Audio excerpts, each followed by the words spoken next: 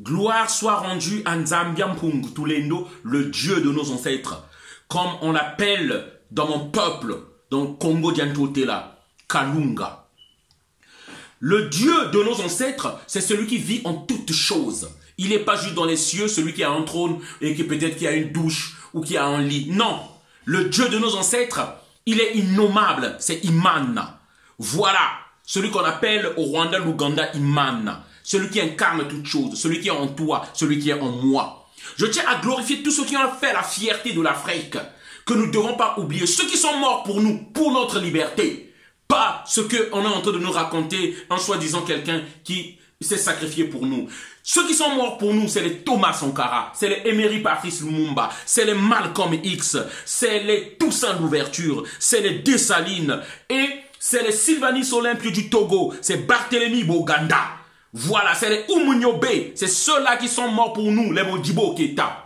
Alors je viens apporter un grand message parce que nous avons une grande manifestation le samedi, tout le monde dehors, tout Africain digne de ce nom-là, dehors, parce que l'heure est grave, l'heure est grave. Le samedi 5 juin 2021, à partir de 12 h, tous à la place de la République pour Austin. Nous avions une marche, on nous a interdit la marche. Voilà, toujours en train de nous confiner, on nous interdit la marche. Donc nous serons en sit-in à la place de la République. Venez nombreux, arrêtons de manger le mafé, arrêtons de danser, l'heure n'est plus aux danses, l'heure n'est plus aux fêtes, l'heure n'est plus aux rêves. Non, l'Afrique est en guerre depuis 1444 lorsqu'ils sont rentrés chez nous. Voilà. Faut pas l'oublier s'il vous plaît. L'Afrique en guerre. Donc venez nombreux pour cette marche-là. Cette marche est organisée par la Centrafrique. Ici, présente là. La Centrafrique. C'est organisé pour remercier la Russie qui est avec nous. Voilà. Et surtout aussi par les Congolais de Brazzaville. C'est organisé par les Tchadiens qui sont avec nous. Voilà, par les Maliens, venez en masse parce que nous allons sortir. La France vient, il y a 1 heure, je fais cette vidéo-là. Aujourd'hui, nous sommes le 3, jeudi 3 juin 2021. La France, il y a 1 heure, vient de lâcher par son ministre, Parly, vient de lâcher que l'armée française ne fera plus conjointement les efforts, plutôt les opérations avec l'armée malienne. Mais si l'armée française n'est plus là, pourquoi vous restez là? Pourquoi vous restez là? Dégagez, partez, on ne demande que ça. Et je tiens à dire à tous les Maliens, ils sont en train de préparer un coup d'État contre Assimi Goïta. Pour le remplacer, un coup d'État dans un coup d'État et un gouvernement qui vont diriger. Vous êtes avertis. Vous ne direz pas qu'on ne vous avait pas prévenu. Nous demandons à toute la jeunesse malienne. Je l'avais dit dans mes précédentes vidéos. J'avais dit qu'il faut que les gardiens de la révolution s'organisent. Vous n'avez pas besoin de la permission de qui que ce soit, tout jeune malien qui a le panafricanisme, qui a le patriotisme, qui a le sang de Modibo Keïta, héritier de Thomas Sankara. Vous devez vous lever, vous continuer en gardien de la révolution malienne. Nous devons mettre même la pression sur Assimi Goïta et tous ceux qui dirigent pour qu'ils ne cèdent pas à ces dirigeants français qui nous ont toujours apporté la mort et que nous devons leur mettre la pression et les contraindre à aller signer un accord de défense avec la Russie. Qu'ils le veuillent ou pas, ils vont signer cet accord. C'est pourquoi nous sommes debout. S'ils déroutent le chemin, je dis bien que nous aussi nous les lâcherons. Il y a actuellement en Mali un soutien, des manifestations qui sont en train de faire pour soutenir le colonel Assimi Goïta, 38 ans, jeune encore. Donc c'est les âges à peu près de Thomas Sankara qui avait 37 ans. Alors, chers amis, je tiens à dire ceci, s'il vous plaît. Nous devons nous lever ici en France. N'oubliez pas que nous avons quitté cet enfer-là parce qu'ils prennent nos richesses, parce qu'ils se réchauffent ici avec l'uranium du Niger, parce qu'ils se réchauffent ici avec le pétrole du Congo, du Tchad, nos minéraux, le zircon, l'or, la manganèse qu'ils prennent au Sénégal, au Congo-Brazzaville, partout. Il n'y a rien sous le sous-sol ici. Ils vivent de ça. Alors, j'appelle à tout le monde aujourd'hui pour dire, nous devons arrêter. Nous devons être déterminés. Lorsqu'ils vont poser un acte, lorsque la CEDEAO, il faut savoir, c'est contrôlé par eux. La CEDEAO n'est que l'ensemble des pays qui sont vassalisés par la France. Donc, tous les dirigeants marionnettes sont dirigés par la France. Donc, la CEDEAO, lorsqu'elle met la pression ou elle suspend le Mali, c'est la France qui décide tout ça. Vous devez comprendre, une jeunesse éveillée qui doit maintenant comprendre, les gens doivent nous mentir. Nous devenons de plus en plus nombreux, nous faisons peur. Et maintenant, nous devons revendiquer notre part du gâteau. On ne peut plus rester affamé. On ne peut plus rester affamé. Lorsqu'on va en Libye, ils payent les gens pour que, lorsqu'on veut traverser, pour nous ramener dans les prisons, pour nous maintenir dans l'enfer. Ils nous tuent, veulent diminuer notre nombre. Donc, je dis, l'heure est à la mobilisation. Maliens, Centrafricains, Congolais de Brazzaville, Tchadiens, toute l'Afrique et tous les panafricains, rendez-vous samedi 5 juin 2021 à la place de la République à Paris.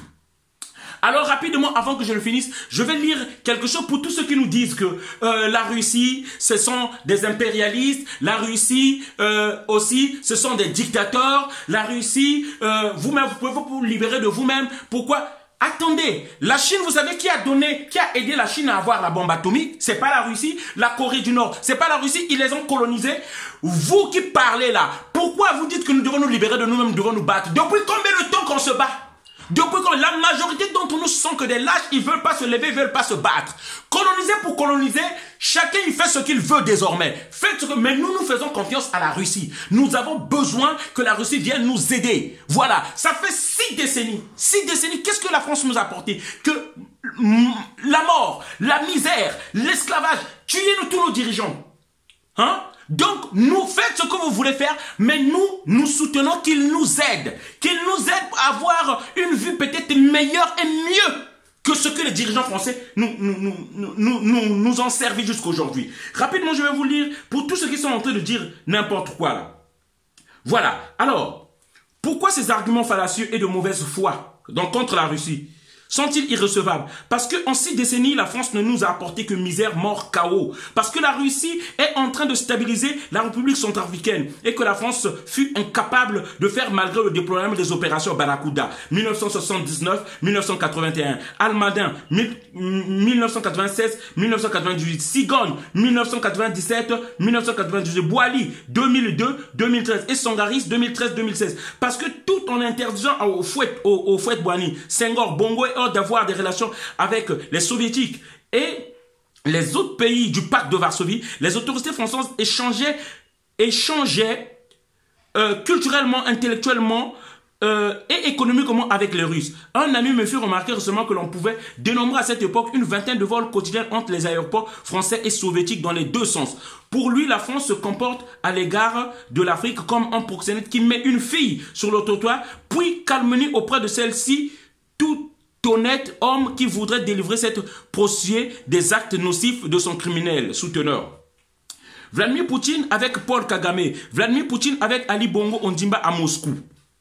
Mais les mises en garde contre la Russie ne viennent pas uniquement de la France quand on explique que pour mettre fin à la criminelle France-Afrique, l'Afrique francophone n'a pas d'autre choix que de nouer des liens avec un allié militairement puissant comme la Russie. Certains Africains rappellent l'action de l'ex-URSS en Hongrie, dont l'ex-Tchécoslovaquie, en Pologne, en Roumanie, d'hier, en Ukraine aujourd'hui. Pour eux, se tourner vers les Russes, c'est se jeter tout simplement dans les bras d'un autre impérialiste. En plus du fait que la Russie ne fait pas partie des pays qui colonisèrent et saignèrent l'Afrique, ce type d'argument est révélateur de quelque chose de profond chez certaines personnes. La peur de la liberté, l'incapacité à s'affranchir de celui qui les domine et opprime, la difficulté à prendre leur destin en main. Ces personnes qui semblent préférer l'esclavage à la liberté sont semblables aux hommes qui vivent dans l'obscurité et qui n'imaginent pas l'existence d'autre chose. L'allégorie de la caverne de Platon présente en effet des hommes enchaînés qui ne connaissent que les ombres projetées sur les murs de leur caverne par un feu allumé derrière eux. Si l'un d'entre eux découvre la lumière et annonce aux autres que la vie est meilleure dehors, il se heurtera à leur incompréhension, voire à leur hostilité parce que cette annonce les bouscule dans le confort de leur habitude. Voilà, je continue s'il vous plaît. Je vais finir rapidement. À bien analyser les choses, ceux qui pensent qu'une alliance avec la Russie est une mauvaise idée ont peur de couper le cordon ombilical qui nous relie à la nuisible France. Le pire, c'est qu'ils ignorent tout de l'histoire, les relations entre les Russes et l'Afrique. Sinon, ils n'affirmeraient pas, sans aucune preuve, que la Russie est aussi hégémonique et aussi avide de matières premières que la France. Pour moi, ils sont tout faux, car non seulement les Soviétiques n'avaient pas de colonies en Afrique, mais ils aidèrent certains mouvements de libération tels que la SWAPO, Namibie, l'ANC Afrique Sud, le Frelimo, Mozambique, la ZAPU, Zimbabwe, le MPLA, Angola, le PGC d'Amical, Louis Cabral, combattre le colonialisme. Voilà, je vais m'arrêter là parce que la vidéo risque d'être longue. Chers amis, nous disons ceci. Ceux qui veulent faire chercher d'autres solutions, allez-y. En tout cas, on vous encourage. Mais nous disons aujourd'hui, le monde est divisé par deux axes qui sont très puissants. Il y a l'axe Amérique, États-Unis, donc Grande-Bretagne, la France, le Canada et autres. Et il y a la Russie, la Chine, la Turquie actuellement, la Corée du Nord et comment on appelle ça, l'Iran qui est en train de les rejoindre. Donc, nous, aujourd'hui, nous avons essayé avec les autres, nous avons payé la solution et nous pensons essayer avec d'autres partenaires. Voilà ce que je peux dire. Et jusqu'à preuve du contraire, la Russie n'a pas un passé esclavagiste ni impérialiste qui saignèrent l'Afrique. Voilà pour terminer cette vidéo-là. Donc, samedi, tous debout.